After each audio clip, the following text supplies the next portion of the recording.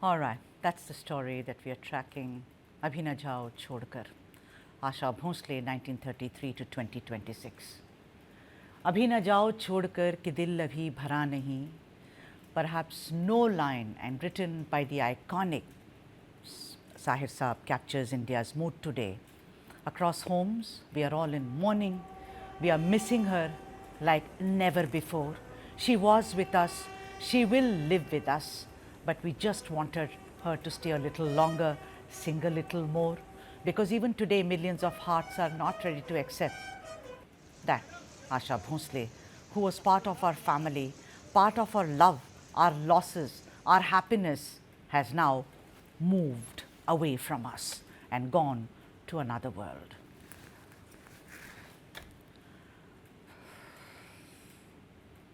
Those are the visuals of her funeral and the sea of emotions and people which light up both sides of the road.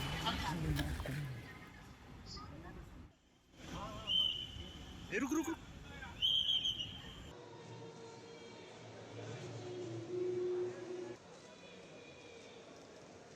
Laid to rest with full state honors in Mumbai, she was draped in the tricolour, and her final journey witnessed sea of fans and admirers.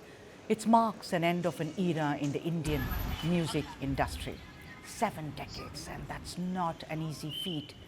Her voice travelled across languages, emotions, and music styles. I'll allow all of us to stay a little bit with her for the final goodbyes and then go to the experts who are joining us on this broadcast.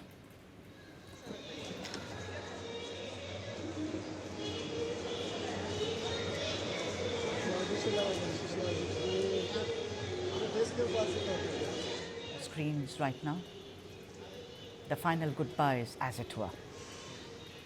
Let's now go to the experts. Yatindra Mishra is joining us. He's a film and music scholar, National Film Awardee for Lata Mangeshkar's biography. And also joining us is Shamir Tandar, director, producer, and Indian music composer. A very warm welcome to both of you. But what a sad day. But for me, it's a celebration. It's a celebration of an artist who became part of our lives, who became part of our soul, who became part of our every being, as it were. If I can go to Yatindra Mishra. Yatendra जी नमस्कार. हम जिन परिस्थितियों में आज हम मिल रहे हैं वो बहुत अच्छा नहीं है, लेकिन फिर भी आपसे, आपने लता जी के साथ सुरगाथा में काम किया, उनके साथ बैठकर काफ़ी इंटरव्यूज़ आपने किए. मैं आपसे जानना चाहूँगी आपकी कुछ यादें जो जुड़ी हुई हों. कहते हैं कि बहुत चुलबुली थी आशा जी, मजाक किया करती थी. दीदी जो थी वो थोड़ी सी सीरियस थी. मैं जानना चाहती हूँ कि ऐसी क्या कुछ चीज़ें थी आशा जी में जो आज भी आप याद करते हैं. नमस्कार सुधा जी, मैं नमस्कार. आपके चैनल के थ्रू सबसे पहले आशा ताई को श्रद्धांजलि देता हूँ। और मेरे लिए बहुत मज़ेदार एक बिल्कुल पारिवारिक मामला था, क्योंकि 10 साल तक मैं लता जी के नज़दीक रहा और उनसे लगातार बात होती थी, घर आना-जाना था। हमेशा लता जी अपने बचपन की शरारतों को, जो आशा जी के साथ वो पार्टनर इन क्राइम जैसा मामला होता है, उसको सुनाती थीं और उसको लेकर के बहुत नॉस्टैल्जिक होती थीं। जब भी आशा जी से मेरी फ़ोन पे बात हुई, तो हमेशा बड़ी क्यूरियस रहती थी कि लता ने क्या बोला, लता ने मेरे बारे में क्या बताया। और जब मैं बताता था कि सिर्फ़ तारीफ़ कर रही हैं, तो खिलखिला के हँसती थी और कहती थी, "किताब तो आप लता पे ही लिख रहे हो।"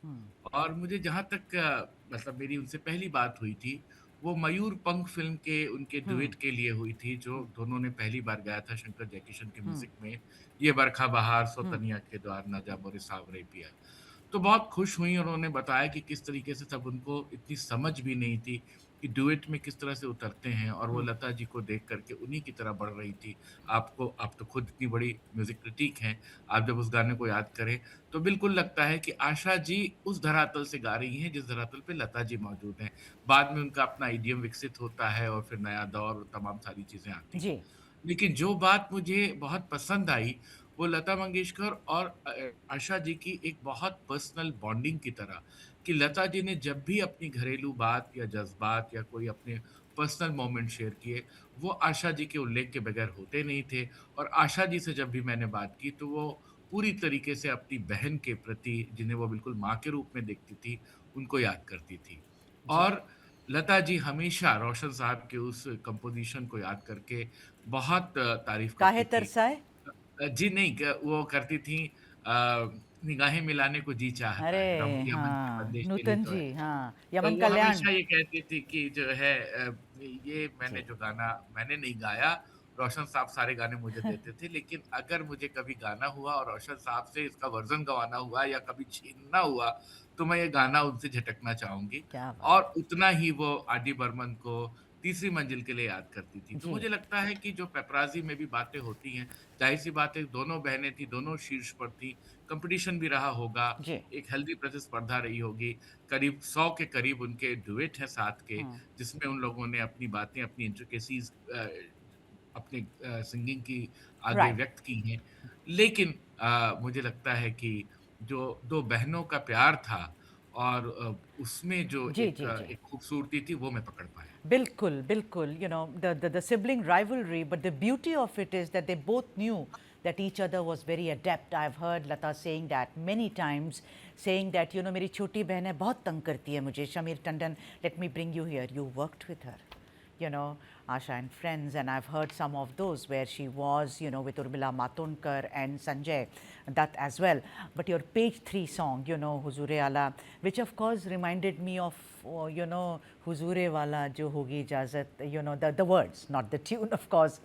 Tell me, what was it that really stood out for you, Shamir Tandon, when you saw an artist like that? Because we've heard lures and lures.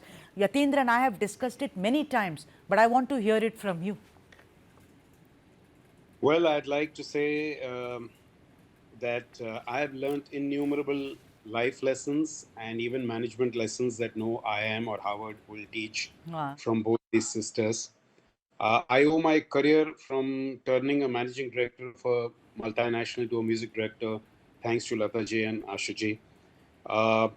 Just to carry forward what our other colleague was just saying, that the two sisters were so close to each other that I don't Yes. know how many of you really know that when they were staying in Pedder Road as neighbors, there was a hidden door between the two bedrooms, and that door would open, like Ashaji's bedroom would directly open into Lataji's bedroom, and that was because I had gone once and I just realized that there was a door, and that took me to Lataji's room, and she had long hair, and she was kind of वो अपना बाल सहला रही थी, and that's how I knew that the two sisters were so close. And once I remember I was driving and Ashaji casually asked me sitting next to me, "Who's your favorite singer?" And I said, "You."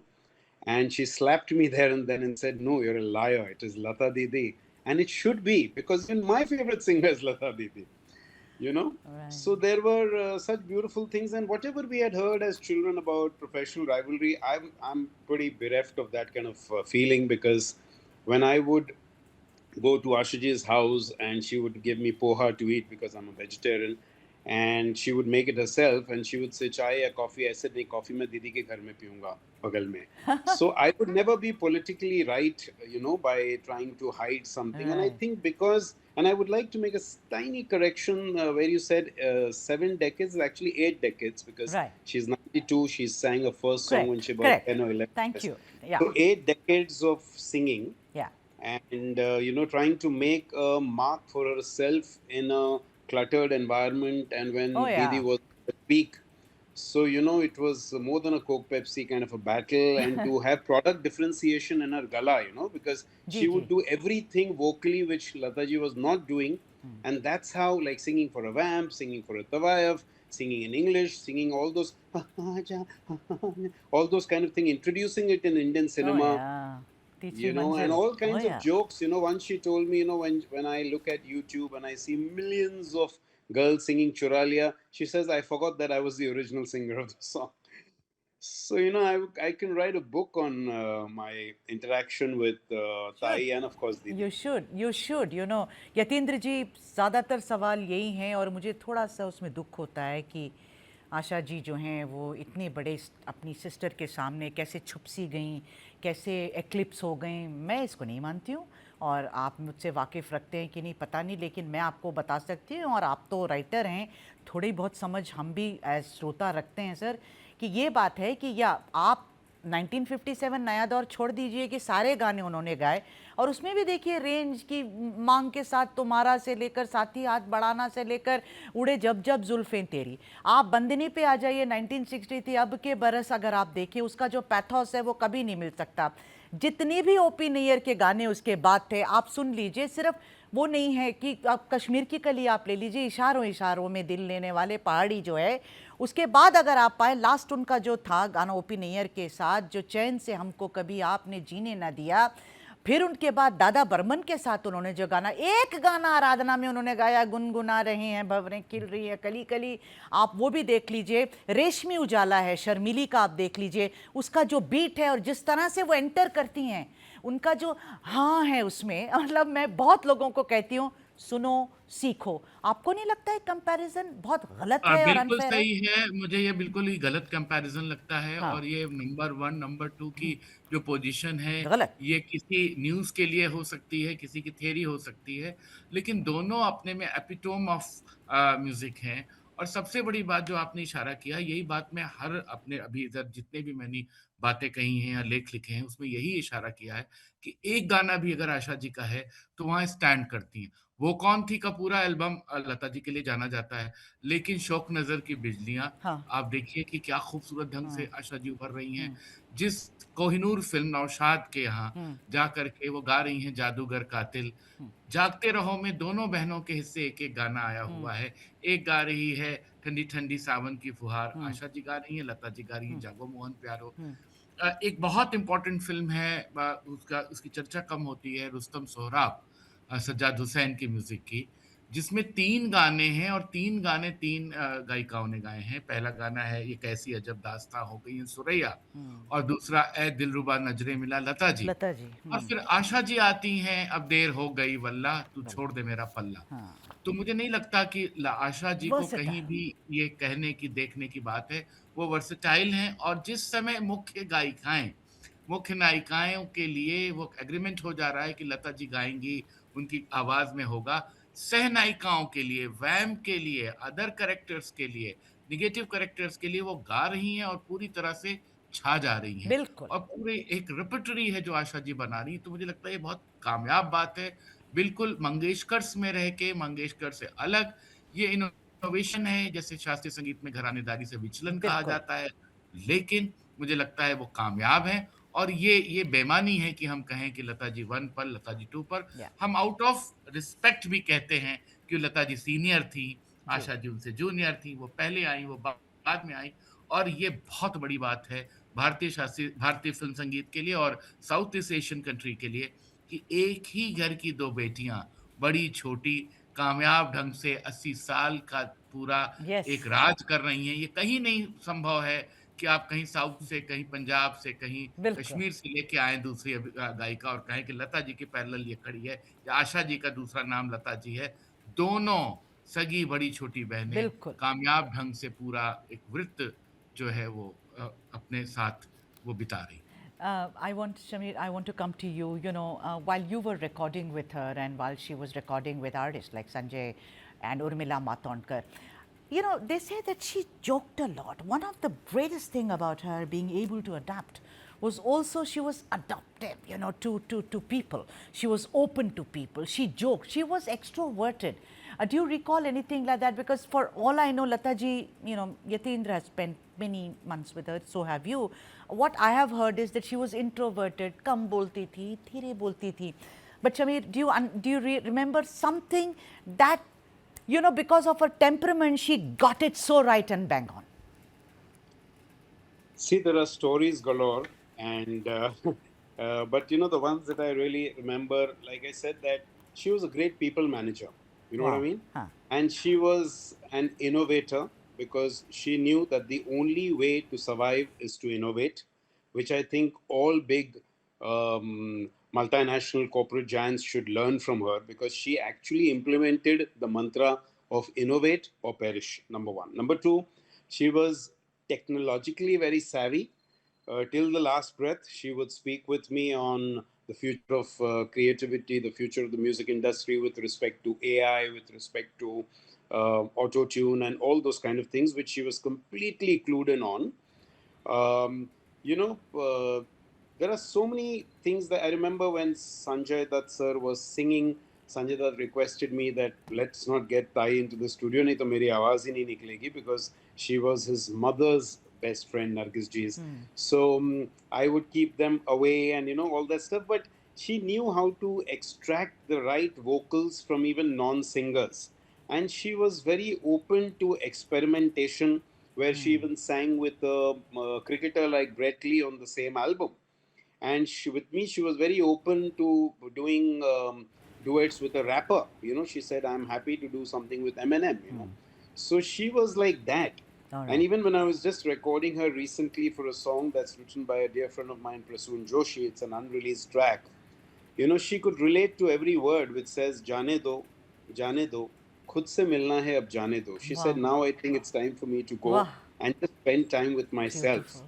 So that's an unreleased track, which at some point in time, I hope I'm able to present to the world at We large. shall and wait. whatever- We shall Yeah, wait, Shamir. It absolutely. sounds so beautiful. Yatindra जी जाते जाते मैं बड़ा मुश्किल सवाल है, लेकिन अगर आप देखें तो ऐसा मतलब लोग people are asking what is the legacy. मुझे ये सवाल भी अटपटा सा लगता है, लेकिन मैं आपसे पूछ लेगेसी क्या है उनकी. कोई कैसे समझा दे ताजमहल की लेगेसी. अगर आपसे मैं पूछूं कि वो क्या चीज़ है जो मिस होगी, मेरे लिए मिस नहीं होगी, क्योंकि बहुतों के लिए इस नेशन के लिए वो समा गई हैं सोल में, माइंड में. जाते जाते आप क्या कहेंगे, क्या है बिल्कुल legacy? सही कह रही हैं सुधा जी। मुझे लगता है कि लेगेसी कभी जाती नहीं है, वो बनी रहती है, बची रहती है। एक इत्र की शीशी से इत्र वाह. निकल भी जाए, बिखर भी जाए, तो शीशी से महक कभी नहीं जाती। वो आप परमानेंट उसको प्रिज़र्व करके रख सकते हैं। तो वो एक इंटरनली हम सब में एब्ज़ॉर्ब हो हो चुकी चुकी हैं। है, हाँ. वो एक सेल्फ फॉरगेटफुलनेस की स्थिति है कि हम कभी भी जब भी डूबेंगे, जब भी संगीत की तरफ जाएँगे, खोजेंगे, तो लता जी की लेगेसी, आशा जी की लेगेसी, रफ़ी साहब, किशोर कुदास सब हमको ज़िंदा मिलेंगे। और सिनेमा इंडस्ट्री ने और ख़ास करके संगीत ने और फ़िल्मों ने ये काम तो कर ही दिया है कि मृत्यु के भय को अपदस्थ कर दिया है। हम जब भी चाहेंगे, आज भी हम मीना कुमारी को देख लेते हैं और नूतन से मिल लेते हैं, तो मुझे लगता है कि आशा जी कहीं नहीं जाने वाली हैं। भारतीय फ़िल्म संगीत जब तक रहने वाला है, ये सारे कलाकार नक्षत्र बन कर के टेक्स्ट बुक की तरह पढ़े जाएँगे, सराहे जाएँगे। यतीन्द्र मिश्रा, बहुत बहुत धन्यवाद आपका कि आप हमसे जुड़े. Thank you very much. And Shamir Tandon, it was a sheer pleasure to walk through that corridor that you walked with Asha Tai and giving us rare glimpses. Thank you indeed. Thank you both.